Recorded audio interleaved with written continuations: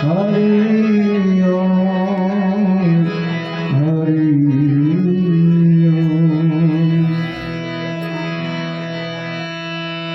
જ્યાં જાગે ત્યાં રામ જપ રામ, સોતા તું રામ સંભાળ। અરે ઉઠક બેઠક આત્મા, ચાલતા રે ચિકાર,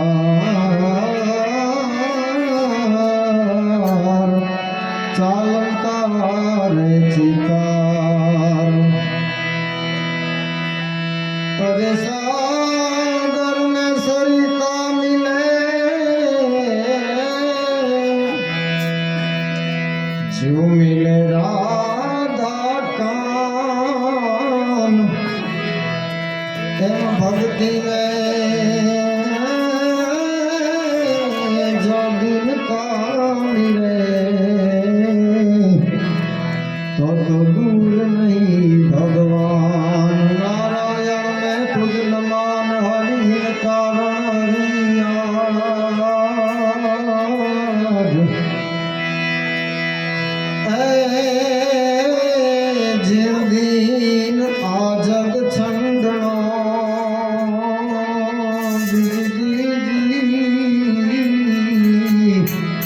तीन दिन तू छोका। नारायण रा नाम री पड़ी बूढ़ पणे पीछाण, बालपण अने यौवन वखत ओ दिन गया अजाण। अने नारायण रा नाम शू भर्यो रहे भरपूर। हरिरस नामनो महान ग्रंथ लखनार महात्मा ईश्वरदास जी एम कहे छे के नाम समोवड़ को नहीं जप तप तीरथ जोग, जेना नामे पातक छूटी अने नामे नाचे रोग। नाम समोवड़ को नहीं जप तप तीरथ जोग, गमे तेटला जप करो, गमे तेटला तप करो, गमे तेटला तीरथ करो, गमे तेटला योग करो, पण हाचा दिलथी हाची दानथी भगवानનું નામ સ્મરણ કર્યું હોય એની બરાબરી આ એકેય વસ્તુ કરી ન શકે સાહેબ।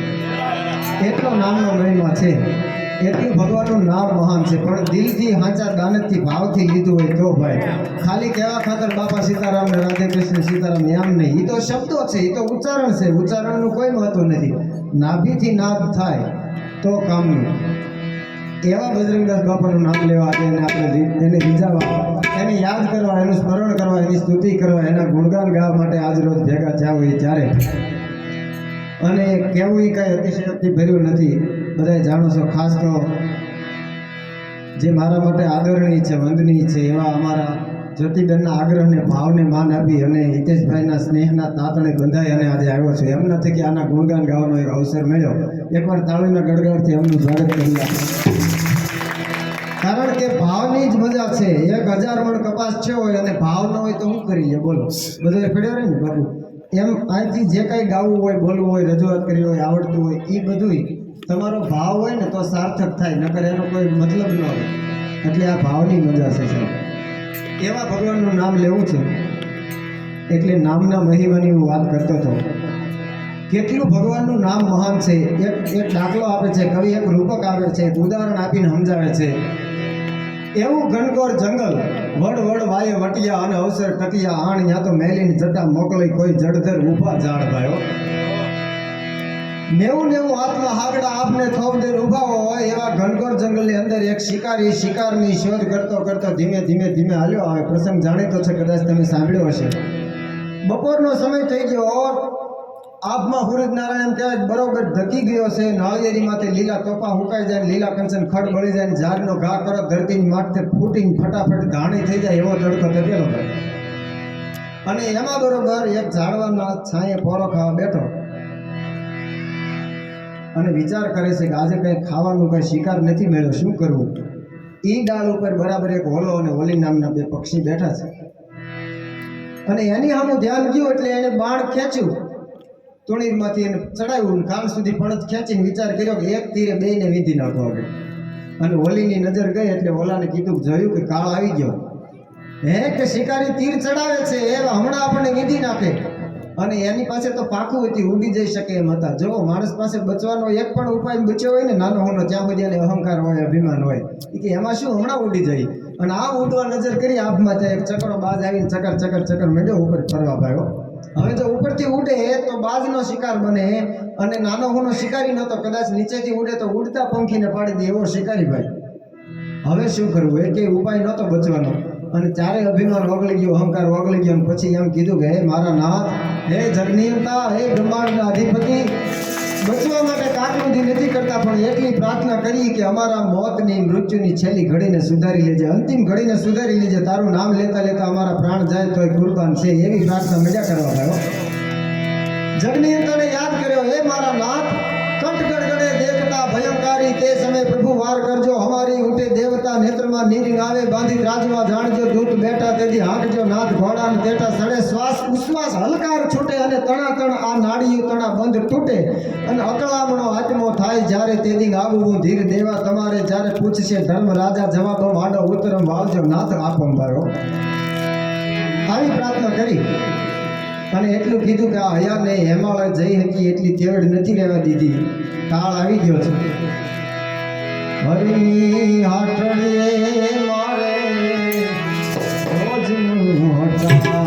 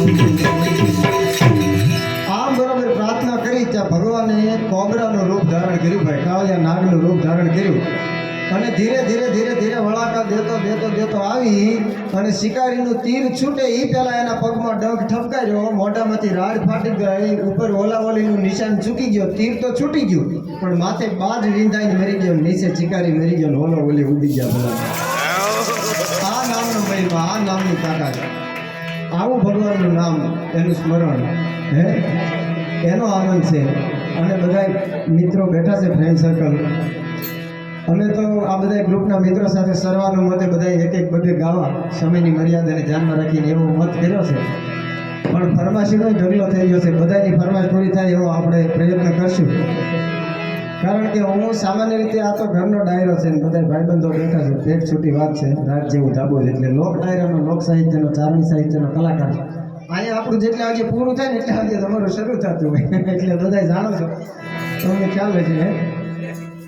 પરિચય તો ગામ આતપ કોળિયા નિષ્કલંક મહાદેવથી તો કોણ અજાણ્યું હોય ભાઈ, એમાં ભાવનગરમાં આલાપર અને લાલુદાન ગઢવી.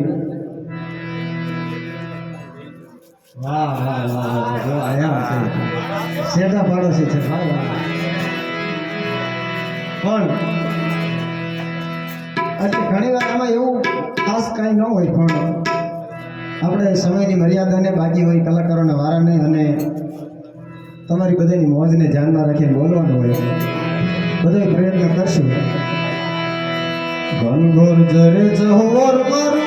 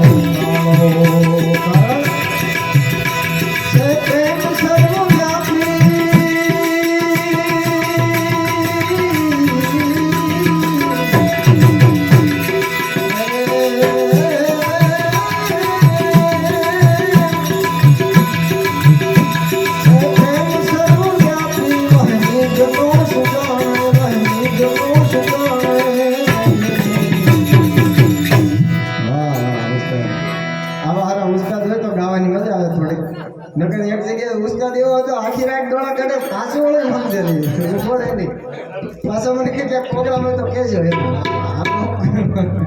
પેપર એટલે તાળીનો બધો હા એટલે છપાકરાની ફરમાશ છે ઘણી ફરમાશ છે પણ એક તમારી ફરમાશ નહીં વારો